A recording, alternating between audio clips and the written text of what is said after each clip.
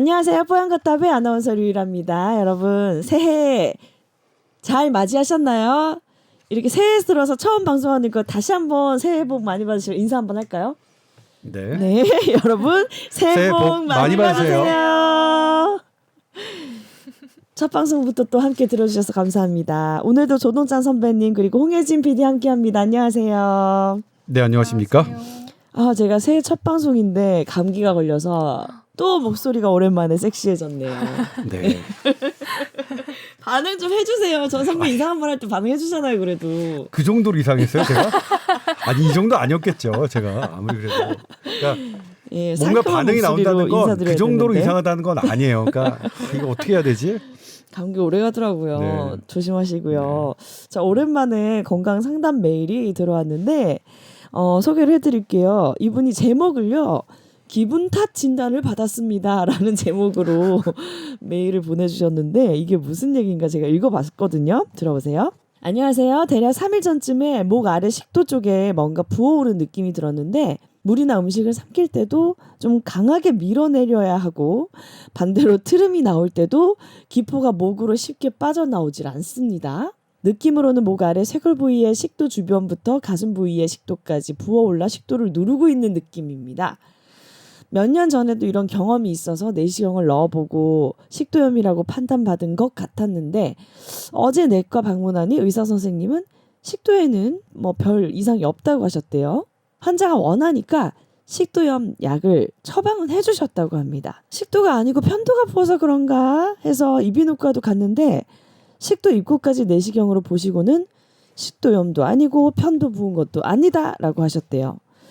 그래서 결국은 이제 두 의사분 모두 기분 탓이다라고 하셨대요. 이게 식도 주변에 부어오를 장기가 있는 건지 이게 왜 이런 증상이 있는 건지 궁금하시다면서 보내주셨어요.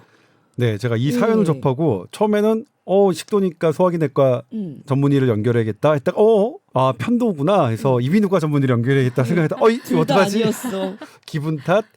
일단 기분 탓이면 정신과 전문의를 연결해야겠다고 생각했는데 정신과 선생님이 연결이 지금 안 돼요. 그러니까 네. 낮에는 진료 시간에는 상담이 워낙 많으셔서 그런 것 같아요.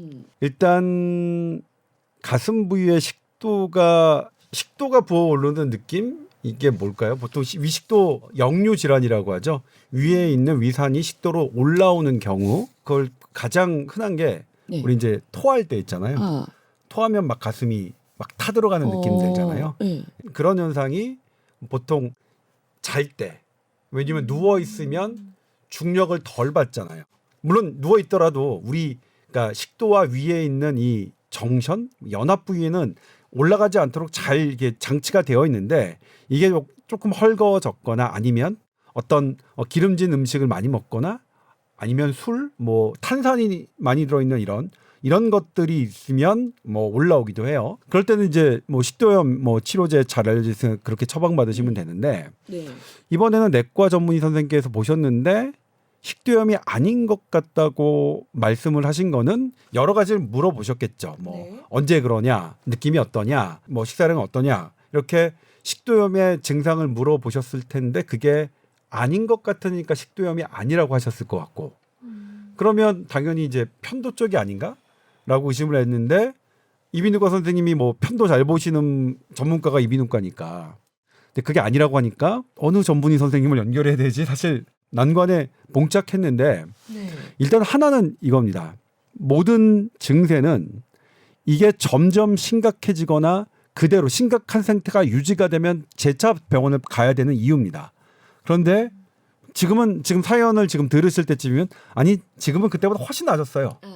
식도염 약을 드셔서 나으신 건지 아니면 그냥 나으신 건지는 모르겠지만 증세가 나으셨다면 그냥 신경을 안 쓰셔도 됩니다. 그런데 기분 탓이라고 하려면 그러니까 이 정신건강의학적 영역이죠. 이러면 해부학적인 문제들이 다 배제가 되어야 됩니다. 그러면 죄송하지만 한 번 더 내시경을 하셔야겠죠. 한 번 더 내과 선생님한테 이런 게 점점 더 그렇다 이런 느낌하고 어떤 검사를 받아야 되냐 그러면 엑스레이 찍어야 되고 내시경을 한다든지 아니면 더 큰 검사라도 이렇게 하고 난 다음에 기분 탓으로 우리가 어떻게 넘어갈 수가 있는 겁니다. 그러니까 아직은 기분 탓일 수도 있겠는데 최종적으로 네. 그런 분 많아요. 약간 화병 같은 건가요? 여기가 갑갑하시니까. 그렇죠. 그러니까 저도 뭐냐면 제 평생을 늘 화로 둘러싸여서 아니 화병은 너무 이렇게 눌러서 나는 그게 뭐냐면 맨날 화를 내는 건 그거랑 이게 이제 다른 거죠. 뭐냐면 제가 화를 낸 게 상대적인 거예요. 다른 사람이 보기엔 많이 낸 거지만 제가 갖고 있는 화에 비해서는 약간만 낸 거예요. 아, 남들처럼 누른 거다. 그러니까 열나 누르고 아, 그건 또 맞는 누르고 것 같기도 하다. 이 했기 말도. 때문에 남들은 너는 화를 내고 사니까 화병에 안 걸리겠다. 화병 같은 건 너에게 어울리지 않겠다라고 말씀하실 수는 있겠지만 제 딴에는 많은 걸 억누르고 약간만 표출했기 때문에 저는 늘 화의 억눌림을 갖고 살고 그다음에 제가 똑같은데 저는 이제 중학교 2학년 때 처음으로 느꼈던 세상이 저를 짓누르는 느낌. 제가 최근에도 그거는 이제 종종 겪는데 최근에는 한 지난달에 휴가를 내고 잠깐 시간이 나서 호텔에서 타이 마사지 있잖아요. 타이 마사지를 받는데 타이 마사지가 저는 이제 이 어디냐면 이제 바로 누울 땐 상관이 없는데 엎어졌잖아요. 그때 네. 사실 이 공간이 구멍이 있긴 한데 그게 저랑 안 맞으면 좀 약간 불편하거든요. 그날도 약간 저랑 안 맞았어요. 그럼에도 불구하고 이제 그런 데서 뭐라고 할 수가 없잖아요. 그 마사지 하시는 선생님한테 그냥 참고 하는 건데 갑자기 그게 또 몰려 들어왔어요. 그 공포가 그거는 순간적으로 딱 알거든요. 큰일 났다. 근데 그때는 이제 제가 이제 그때 한 거는 뭐냐면 지금 나 안 죽어. 괜찮아질 거야. 뭐 했으니까 아니, 그래서 엎드려 있는데 그런 느낌이 네 다시 와요. 갑자기 그럼 일어날 수 있잖아요, 그거는. 일어날 수도 있죠. 그럼 저 중단하겠습니다 해도 되는데 그것도 뭐 거기 예약 잡혀가지고 예약 잡아가지고 어쨌든 뭐 하는 건데 그리고 그렇구나. 시간이 맨날 나는 것도 아니고 이건 내가 참아야 돼 하면서 그렇게 넘어간 적이 있는데요. 아무튼 기분 탓은 상당히 여러 가지 신체 증상을 야기할 수 있고요. 저 여기 막히는 거죠. 우리 명치 끝이 걸리는 느낌도 저 정말로 많았습니다. 그러니까 안 넘어가요. 뭔가가 안 내려가요. 그래서 저도 뭐냐면 제일 많이 했던 게 가슴을 치는 거였어요. 근데 지금은 예전에 비해서 훨씬 안 합니다. 거의 가슴 치는 일은 거의 안 하게 되긴 했지만 기분 탓은 그러니까 심리적인 스트레스는 어떠한 신체 증상도 다 야기할 수 있다는 건 인정하지만 아직 사연 주신 분이 거기까지 할 정도는 아니라고 생각해요. 아직 거기까지 갈 정도로 해부학적 진단이 다 됐느냐 이건 아닌 것 같고요. 만약 그렇다면 그러니까 만약 증세가 지금 괜찮으셨다. 그러고 말아요. 지금은 괜찮아요. 아니 뭐 그랬다 말았다 그래요. 뭐 느낌 있는데 그냥 적응하고 살아요. 그러면 그냥 크게 신경 안 쓰셔도 되는데 이 부어오른 느낌 이런 것들이 계속 어렵고 힘들고 지금은 더 심해지셨다 그러면 다시 병원에 가셔서 일단은 내과부터 시작하셔야 되는 것 같고요. 그렇게 해서 내과에서 시작해서 아니면 뭐 다른 쪽으로 확장하든지 좀 더 해부학적인 것을 확장해야 되는 시기고요. 그게 다 돼서 아니다 그러면 그때는 정신과 옮겨야겠죠. 네. 지금은 저는 우리 사회가 정신 건강에 대한 편견이 사라졌죠. 내가 정신 건강에 어떤 처방을 받고 이런다고 해서 편견은 없잖아요. 그리고 그런 편견을 받으시는 사례가 또 있다면 그건 저한테 제보해 주십시오. 실은 제보들이 오긴 와요. 지금도 어떤 정신질환으로 치료받았다는 것으로 어떤 학교에 입학하지 못하고 어떤 직장에 가지 못한다는 얘기를 저한테 왔는데 제가 너무너무 기사화하고 싶었는데 그분이 학생이라서 학생이 본인이 더 이상 이 문제로 소란을 겪는 일, 관심을 받는 일, 심적으로 부담을 갖는 일을 하기 싫다고 해서 제가 보도를 어쩔 수 없이 못했습니다만 잘못된 일입니다. 예. 제가 정신과 선생님들하고 늘 싸우는 게 정신이 어디 있냐? 뇌지. 뇌의 어떤 부분이 일시적으로 아프니까 그 증세가 나타나는 거지. 그리고 당신들이 약을 처방하는 건 정신 약이 아니라 나는 뇌를 치료하는 약이라고. 뇌의 아픈 부분을 장기. 치료하는 약이라고 저는 그렇게 생각하는데 그런 것 같습니다. 그리고 간이 부었나? 간이 부어서 식도가 부었다. 이거는 저는 못 들어봤는데 혹시 그럴 수도 있겠죠? 그러니까 뭐냐면 검사가 필요한 간이 부은 거는 뭐 내과에 가면 너무나 우리나라에서는 간이 부은 것을 전 세계에서 가장 싸고 정확하게 진단할 수 있는 나라니까 그렇고요. 간염보균자이고 비리어드 약을 먹고 있으면 그리고 지난주에 한 검사에서 아무 이상이 없었다고 나왔잖아요. 그러면 뭐 이 걱정은 아니신 거죠.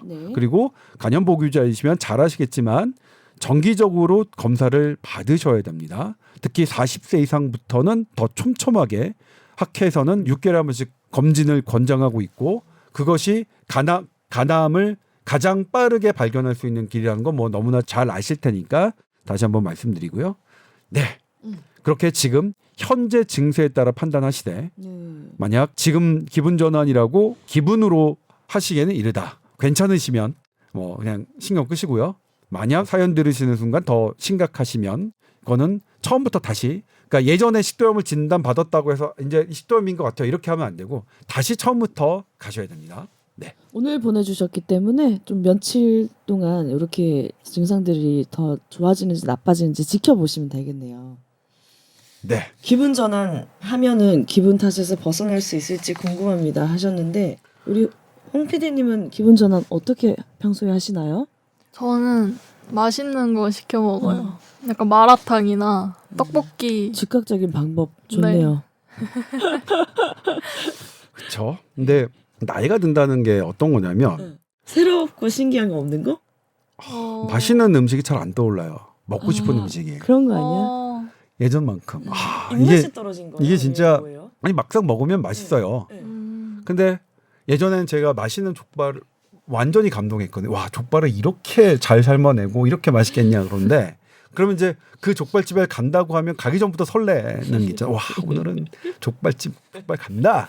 근데 그게 사라지고요. 그다음에 제가 예전에 그러니까 겨울철에 굴 시즌이 되면 제가 찾아서 다녔어요.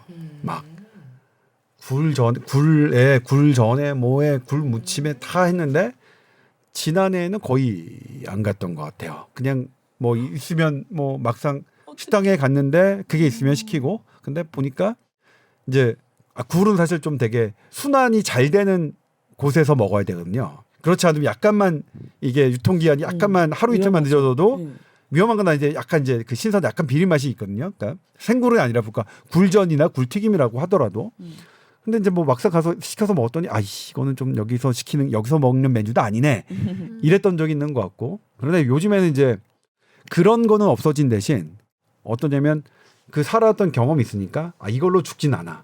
이거는 하늘이 묻어졌어도 솟아날 구멍은 이거 됐어. 뭐 이렇게도 사는 거지 뭐. 뭐 어떻게 좋은 일만 있냐. 됐어. 또 이러다 되겠지. 또 며칠 또 시끄럽고 좀 짜증 나겠네. 외부 상처에 좀 더 단단해지는 거는 네, 그러니까 좋은 점이에요. 단단해진 건지는 모르겠는데 그냥 뭐 넘어가겠지. 이게 그러니까 넘어갔던 그런 일련의 경험들이 그래도 그렇게 나를 막 그 어떤 나락으로 빠지는 느낌을 방어할 수 있게 해주는 것 같아요. 그래서 이게 이제 그 장단점이 있어서 나이 든 통합으로 보면 쌤쌤이에요. 젊었을 때 쌤쌤이에요. 되게 근데 긍정적으로 얘기한 거예요. 이 정도면 나이 드는 게 싫을 수도 있다. 근데 어차피 나이 안 드니까 예를 들면 나이 안 든 사람 있나요?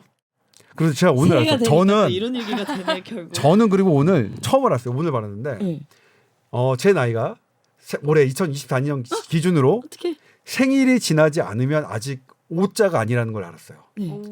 저 아직 50대 아닙니다. 축하드립니다. 네. 아직 40대요. 네. 근데 나이가 안 드는 사람 없잖아요. 그러니까 예를 들면 제가 그냥 친구들한테 하는 말인데 우리가 반만년 역사를 교과서에서도 안 죽은 사람이 있냐?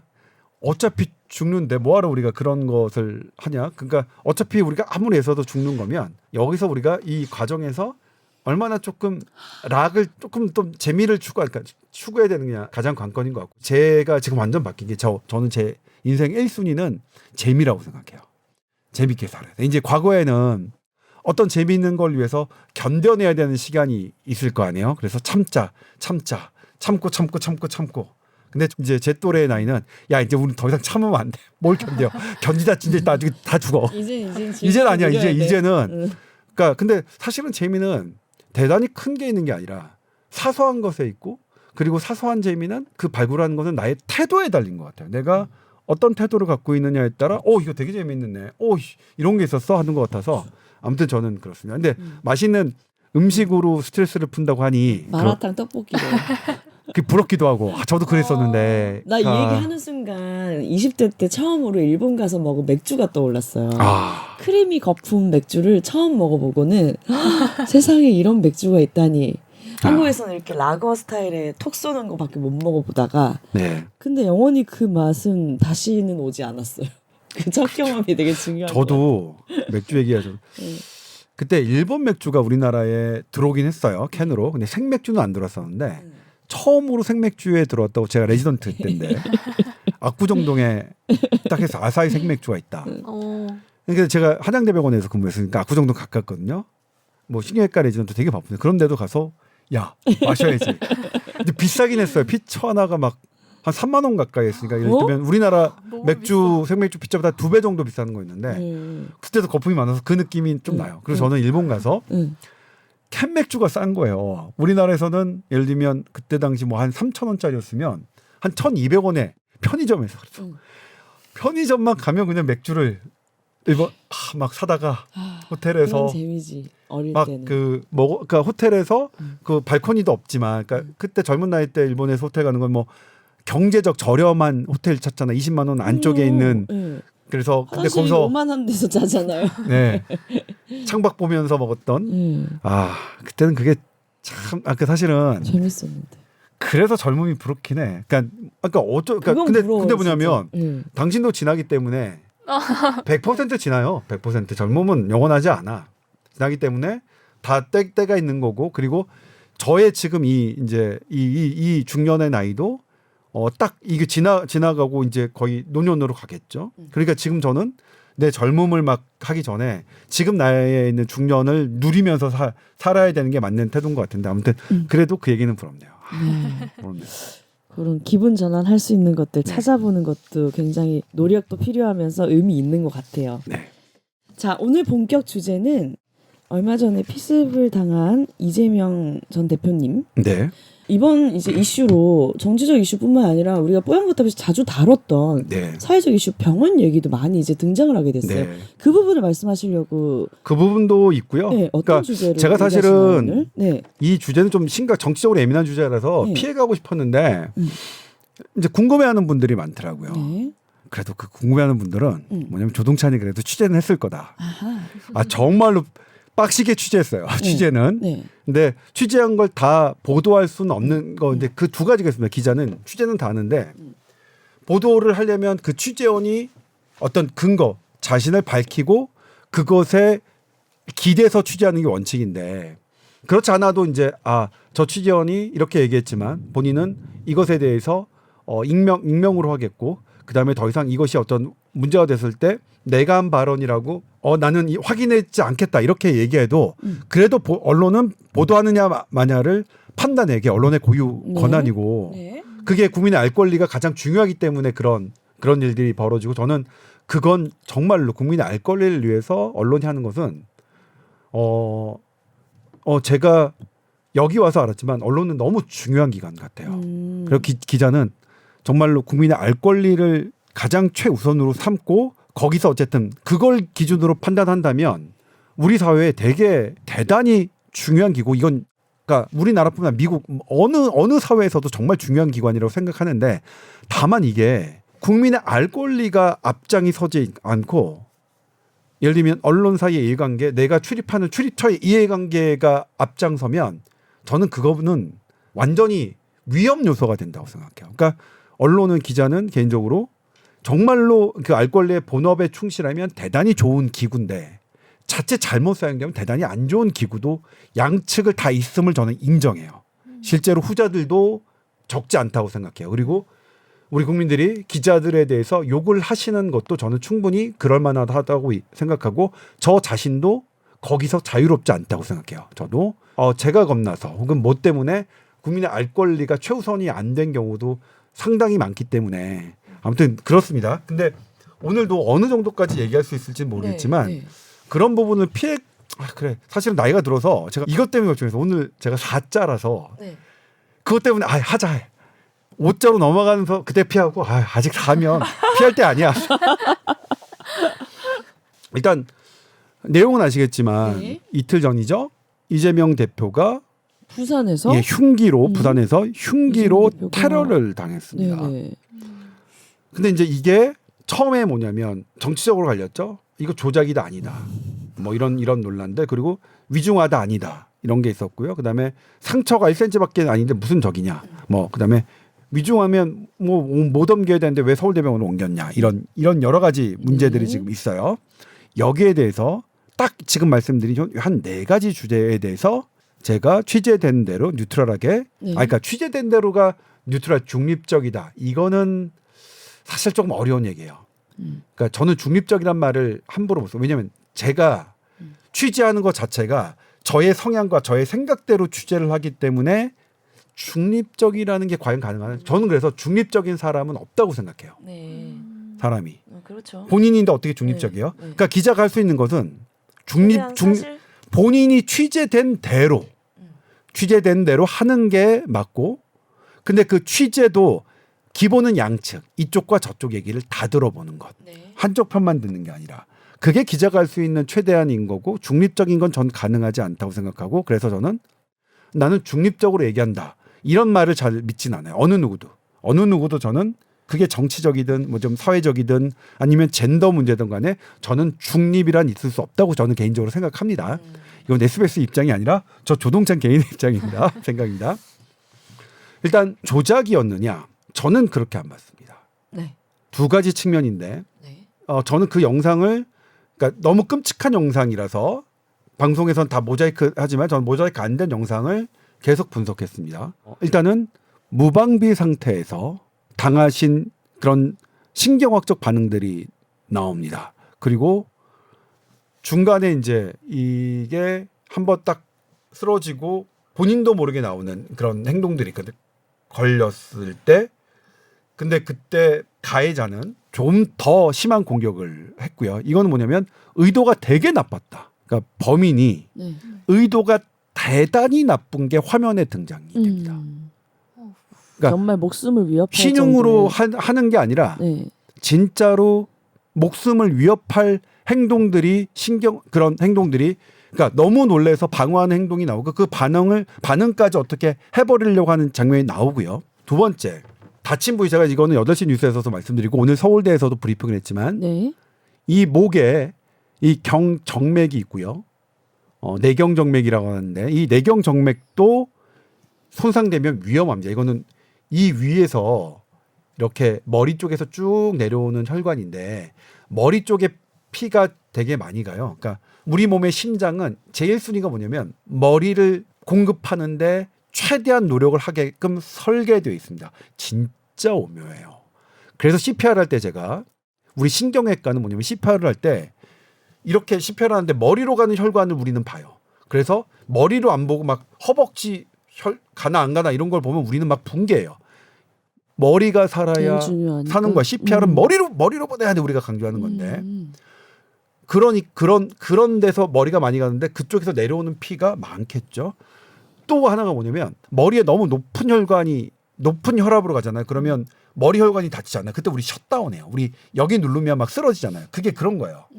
혈압이 너무 많이 오르면 뇌로 가는 혈압이 너무 오르면 우리 몸을 셧다운 시켜요. 이 정도로 뇌는 중요하게 생각하도록 우리 몸이 구조가 그렇게 설계되어 있는데 네. 이 내경 정맥 바로 안쪽에 내경 동맥이 있습니다. 예. 이 동맥은 진짜 실제로 머리로 가는 혈관이에요. 이게 오. 만약 터지잖아요. 그러면 너무 위험해요. 저는 제가 주변에서 저도 내경 동맥이 터져서 살아서 들어온 사람을 못 봤고요. 제 주변 의사들이 내경 동맥이 상했는데 내가 병원에서 해가지고 살렸다라고 하는 얘기를 제 주변에서는 못 들었어요. 뭐 논문이나 이런 데서는 나오겠지만, 예. 근데 거기 직전까지 갔어요. 실제로 내경 동맥의 브랜치들은 잘려져 있었다. 이거는 조작이 가능한 일일까요? 모르겠어요. 불가능해요. 그리고 사람마다 이 위치는 다 다르거든요. 이 사이즈와 이런 것들은 다 달라요. 그래서 뭐냐면 처음에 잘못된 기사는 뭐냐면 이렇게 센치가 왜 이렇게 경직되지? 1cm라서 이거는 네. 별게 아니다라는 기사는 참 나쁜 기사라고 아. 생각해요. 그리고 제대로 취재가 안 잘 된 기사라고 모르는 거네. 생각해요. 얼마나 깊이가 중요한 거네요. 원래 그리고 또 하나 알려드릴까요? 네. 이 겉표면이 많이 찢겨 있으면 이 피부가 이 압력을 대신 흡수한 거잖아요. 네. 그래서 깊이 안 들어가요. 오히려 작은 상처, 날카로운 칼일수록 겉에 상처가 덜 나고 깊이 들어갑니다. 그러니까 그 예를 들면 우리 요만 대바늘 있잖아. 대바늘 같은 경우에는 상처 안 내고 심장 찌르잖아요. 근데 그거 뭐 빼면 표시도 안 나요. 근데 그거 구멍이 조금만 났으니까 그 별거 아닙니다. 이거랑 똑같은 논리예요. 첫 번째 기사가 너무 잘못됐다. 당일날 피습당에서 1cm밖에 안 돼서 뭐 저기다 이런 기사들은 대단히 잘못된 거였다. 그래서 이 오해는 이거는 정말로 나쁜 의도가 화면상에서도 보였고 네. 실제로 병원에서 의사들이 보니까 실제로도 그렇다. 그러니까 이거는 어떤 조작에 의해서 했다는 가능성은 저는 의학적으로는 타당하지 않다고 생각해요. 실제로 이거는 대단히 위험했던 사실로 보여지고요.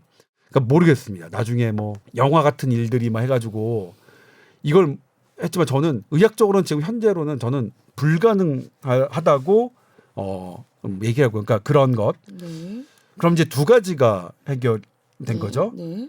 일단 조작이었느냐, 가벼웠느냐, 가볍진 않았다. 그렇죠. 조작일 가능성은 이거를 이런 연극을 할 수 있을까요? 정말 이런 연극 이거는 10만 번을 연습해도 불가능한 정도. 지하물이 외과를 다 전공하고 칼의 신이 나타나서 한다 하더라도 불가능할 것 같은 거가 조작설로 얘기되는 거는 저는 이거는 분명하게 아닌 것 같고요. 제 취재로는. 그리고 실제로 수술로도 그랬고 그다음에 위증한 것도 실은 많은 정맥이 했기 때문에 그게 사실 어떻게 될지 몰라요. 예를 들면 정맥이 열기 전에 아주 깔끔하게 찢어져 있으면 꼬매기가 되겠죠. 네. 그때는 괜찮아요. 근데 칼이 어떻게 될지 모르고 널브러지게 찢어질 수 있거든요. 우리 네. 옷도 그렇잖아요. 옷도 가볍게 찢어지면 꼬맬 수 있잖아요. 근데 막 여기저기 갈기갈기 찢어지면 어때요? 옷 네. 그냥 버리죠. 네. 근데 혈관은 버릴 수가 없잖아요. 네. 갈기갈기 찢어진 걸 뭐 막 해야 되는데 되게 어려운 거예요. 그리고 그걸 꼬맸다 하더라도 계속 우징이라고 하는데 피가 질질질질 셀 수도 있거든요. 그러면 가볍다고 하기는 어렵겠죠. 이 두 가지 측면.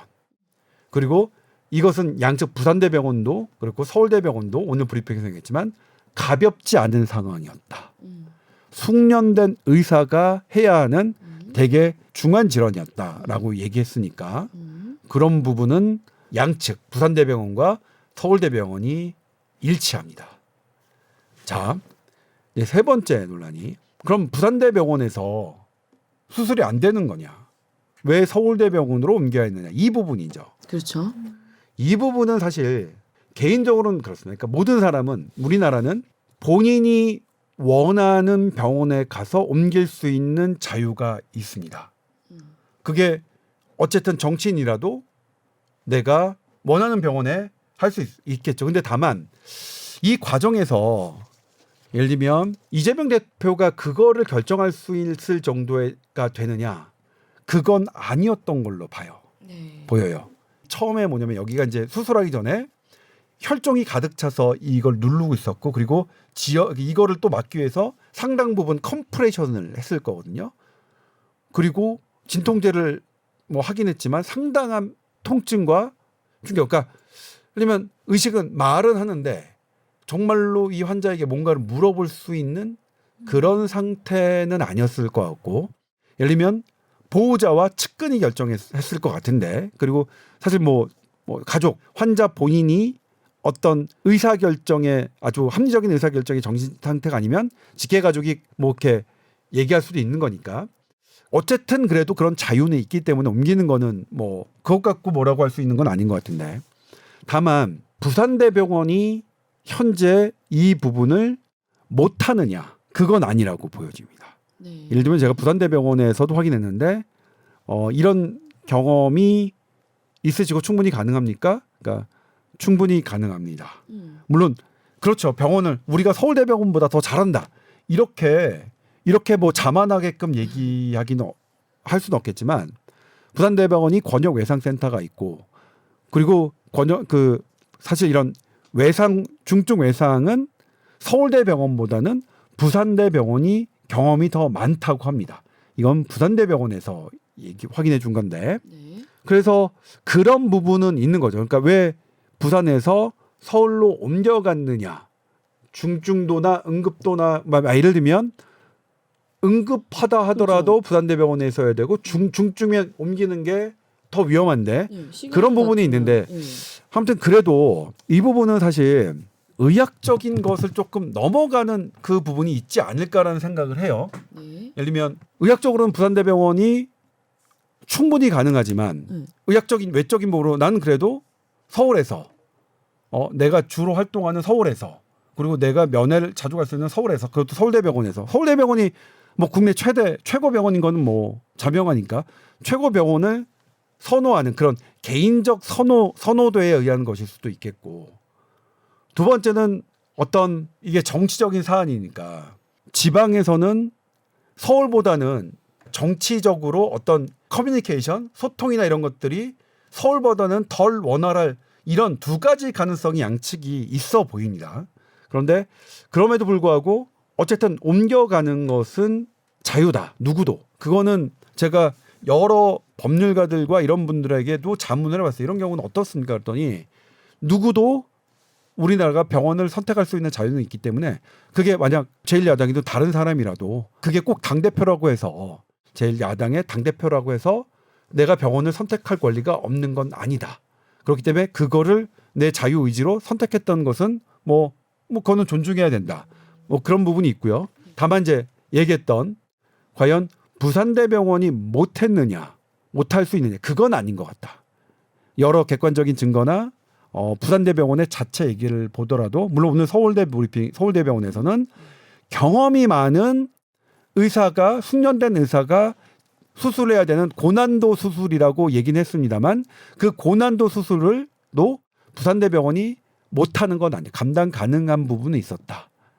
이 부분 이렇게 되면 제가 한 4가지를 다 정리를 했나요? 네. 네. 4가지가 주제가 뭐였죠? 마지막이? 첫 번째 조작이었느냐, 두 번째 이게 중증이 아니었느냐, 세 번째 왜 서울대병원을 갔느냐, 그리고 그게 부산대병원이 안 돼서 서울대병원으로 갔느냐. 그러면 이 응급체계의 문제는 어떻게 됐냐 이런 부분이죠. 네. 물론 이 응급체계의 문제는 만약 그런 부분이 있을 것 같아요. 오늘 아침에도 논란이 됐는데 내가 만약 어떤 이 사람 나도 부산에서 어떤 사고로 이 혈관이 다쳤다. 근데 부산대병원에서 가능한데 나는 내가 나도 서울대병원에서 받고 싶어요 하는 게 가능하겠느냐? 그거는 아마 조동찬이 그렇다면 저는 가능하지 않을 것 같아요. 근데 이건 또 뭐냐면 제1야당은 또 국가공인 서열 순위가 10위 안에 들더라고요. 그리고 요것도 제가 들은 얘기인데 실은 조금 확인을 더 해봐야 되는데 국가 서열에 어떤 드는 그런 네. 공인들은 서울대병원이 감당해야 되는 그런 조항이 있긴 있대요. 근데 이 부분은 제가 좀 더 살펴봐야 됩니다. 이거는 제가 들은 얘기이기 때문에 예를 들면 이제 이 부분은 서울대병원이 이렇게 하는 것을 지지하는 분, 괜찮다라고 하시는 분이 말씀하신 건데 그러면 그것에 대한 근거가 있느냐? 그랬더니 찾아보겠다고 하셔서 근데 요거 찾아진 건 아닙니다. 그런 얘기들이 있습니다. 그래서 근데 다만 그렇죠. 예를 들면 지금 이거 조작 아니고 진짜로 저기 하셨고 어쨌든 잘 회복되시고 있어서 정말 다행이고 이거는 없어야 되는 얘기가 맞는데 딱 그렇게 지금 얘기하는 이런 부분들 옮긴 부분에 대한 논란은 제가 보기엔 명쾌하게 해결되지는 않는 부분은 좀 있습니다. 부산대병원도 할 수 있었고 다만 그럼에도 불구하고 이런 공인으로서의 법적은 제가 취재가 안 됐지만 그 부분은 좀 따져봐야 될 부분인 것 같고 나중에라도 근데 누구라도 개인이 병원을 선택할 수 있는 권리는 있다는 게 또 제가 취재한 법률가들의 말씀이었습니다. 그러면 제가 취재한 부분들은 어느 정도로 말씀을 드린 것 같습니다. 네. 됐나요? 나 지금 이렇게 좀 어디서 공격받고 이런 거 아니야 또? 약간은 공격할 수도 있을 것 같은데. 어떤 부분에서 말씀해 주세요. 댓글이 뭐 이제 일단 읽어보면 사람들의 이제 의견이 쫙 나오면 약간 양분화돼 있잖아요. 근데 선배님 이제 사실에 입각하여 한 얘기가 어느 정도는 한쪽으로 이제 결론이 조금 난 것 같아서. 아니 나 근데 어느 쪽으로 난 거라뇨? 얘기 안 할 건데 나는. 아니 근데 난 지금 듣는 사람 뭐냐면 입장에 따라 다른 거죠. 난 뭐냐면 홍 PD도 부산이라고 그랬죠. 저요? 저는 지역이랑 상관없죠. 네. 아니 그러니까 예를 들면 부산 분들은 제 아는 분 중에 부산 분들은 조금 서운해하세요. 그러니까 부산대병원에서 받아주시면 우리 너무 좋았을 텐데 그런 거 있잖아요. 뭐 근데 전 이해는 할 수 있을 것 같아요. 부산 분들의 그런 감정. 그리고 실은 부산대병원 말씀은 안 하지만 서운해하고 계시겠죠. 그런 부분들. 우리가 사실 부산대병원은 부산에서 가장 최고의 병원이고 어디다 내둬도 손색 없는 세계적인 병원이라고 그렇게 하는 건데, 그래서 그런 서운한 부분은 뭐 있지만 이 부분은 일단은 저는 어떠냐면 그냥 솔직히 말씀드릴게요. 네. 환자 본인의 의지는 많이 반영이 된 것 같지는 않아요. 이 부분은 가족과 아니면 주변 현장 상황. 측근들의 의견이 많이 반영된 걸로 보여지는데, 문제는 이 환자 가족과 측근들과는 제가 취재가 안 됩니다. 그분들은 제가 취재가 안 됐고, 저는 이제 의료진 주변 거기에 관계했던 분들, 그분들을 만났던 분들을 취재로 한 거라서 아무튼 그렇습니다. 네. 어쨌든 이거는 이제 공격을 당하신 입장이시니까 심각하지 않고 생명에 지장이 없는 건 정말 다행이신 거고요. 네. 잘 회복하셔야죠, 그죠? 네. 네. 일단 서울대병원은 현재까지 오늘 브리핑한 11시 오전 11시 반에 브리핑을 했는데 11시 반 현재 다행스럽게 네. 심각한 합병증은 나타나고 있지 않다.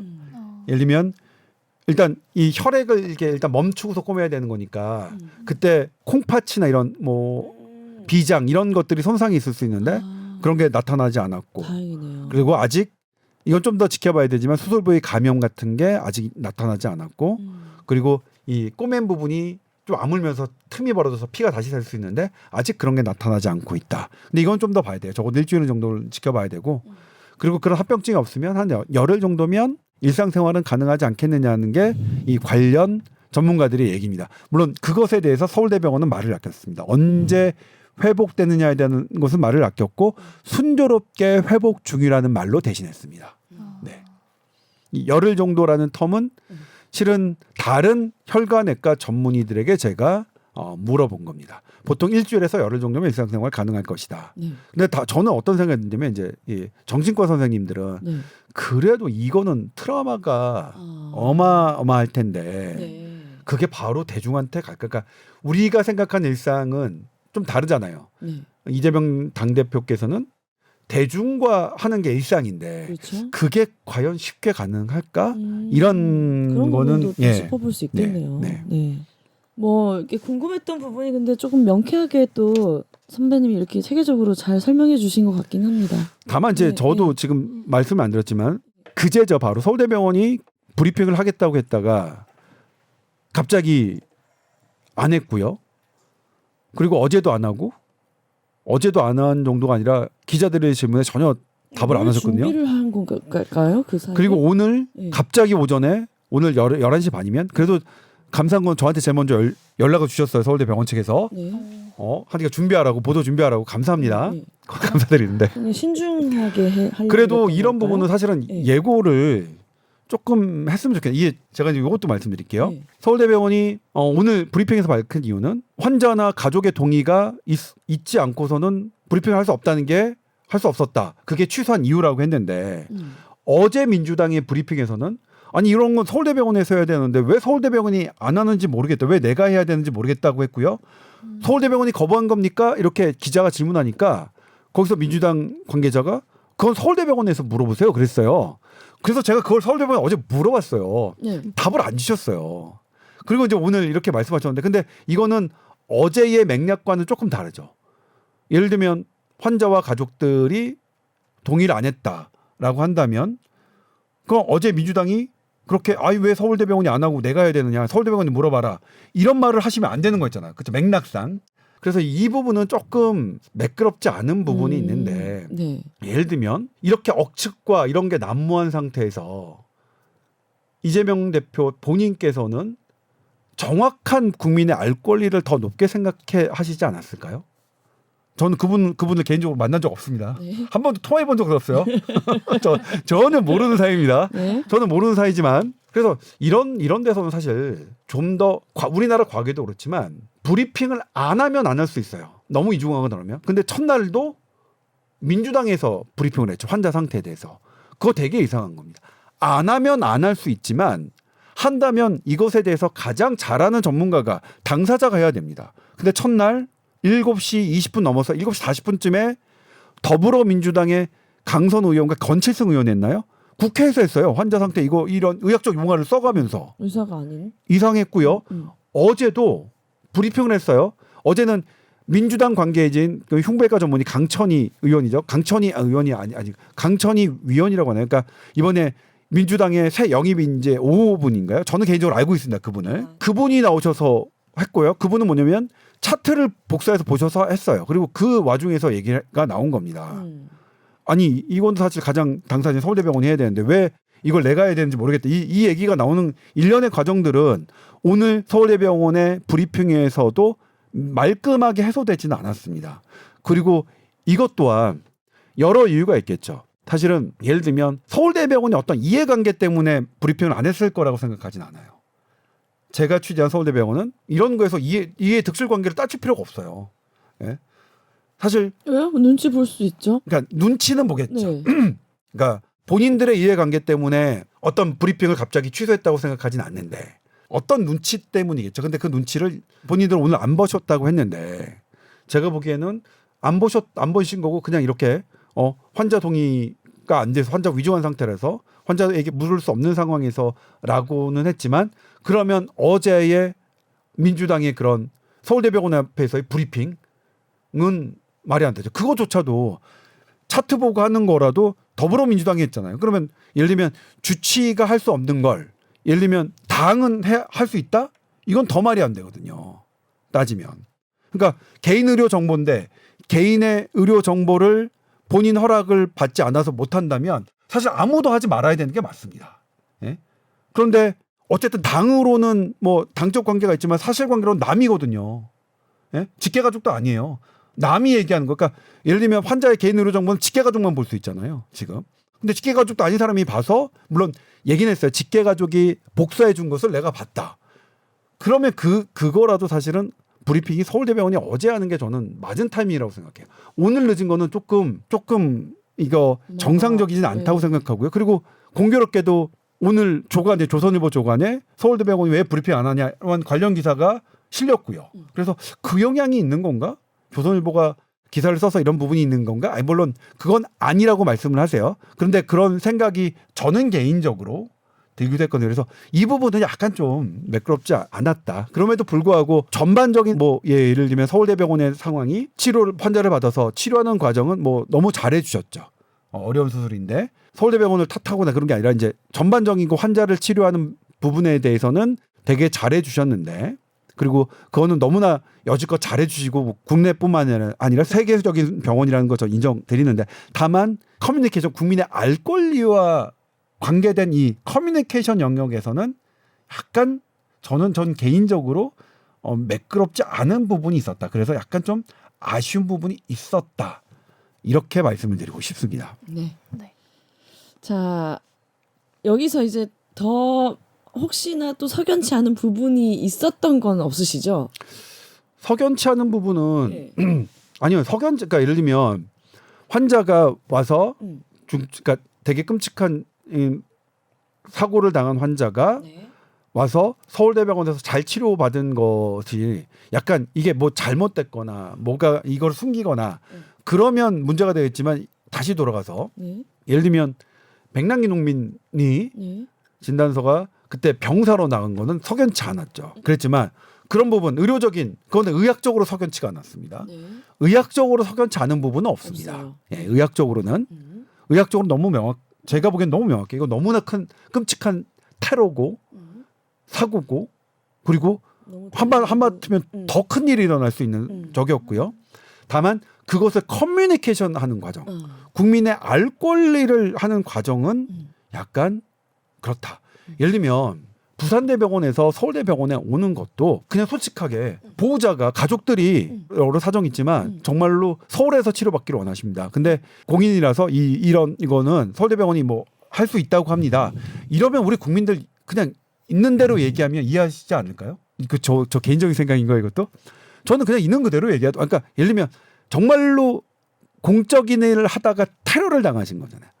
그거 갖고 나는 이렇게 하겠다. 그냥 있는 그대로 말씀하셨는데 저는 이 부분에 대해서는 이의를 제기할 하시는 국민들이 과연 있을까라는 생각을 저는 개인적으로 합니다. 말씀드리지만 저는 그러니까 이 부분에 있습니다. 저는 정책 성향이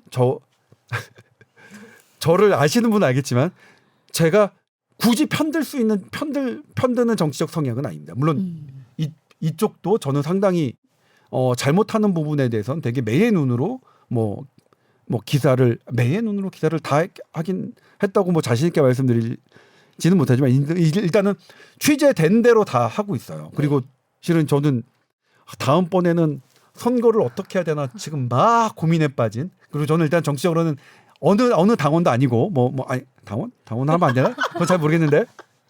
뭐 이렇게 조심스러워요. 아 이거 너무 조심. 왜냐면 이거는 한마디 다 계속. 아니 그래. 아무튼 그래. 아니, 모르겠고. 예. 그래요. 아무튼 의학적으로는 당당히 말씀해요. 의학적으로는 뭐 미심적 부분은 없는데 커뮤니케이션하는 부분은 좀 그래요. 좀 그랬어요. 오케이. 네. 깔끔했습니다. 끝. 네. 갑자기 사자를 이제 떠올리신 거. 아니 그러니까 나 이거 이게 맞아. 조심하면 안 돼. 응. 제가 다시 그러니까 이게 앞부분 들으면 딱 이걸 의학적으로는 미심쩍지 않았다. 근데 커뮤니케이션하는 부분 좀 그랬다. 뭐 이렇게 딱. 자작극에 그런 것도 전혀 없다. 네, 저는 제 취재로는 이거는 저는 뭐 제가 틀릴 가능성도 있죠. 그러니까 취재라는 게 제가 취재가 뭐. 근데 제 취재로는 이거를 조작하는 건 저는 불가능하다고 생각합니다. 알겠습니다. 저는 개인적으로 그렇게 생각합니다. 알겠습니다. 오늘 건강상담 메일 왔어요. SBS 보이스 뉴스 @gmail.com으로 또 보내주시면 되겠습니다. 저희는 다음 주에 뵙겠습니다. 감사합니다. 네, 고맙습니다.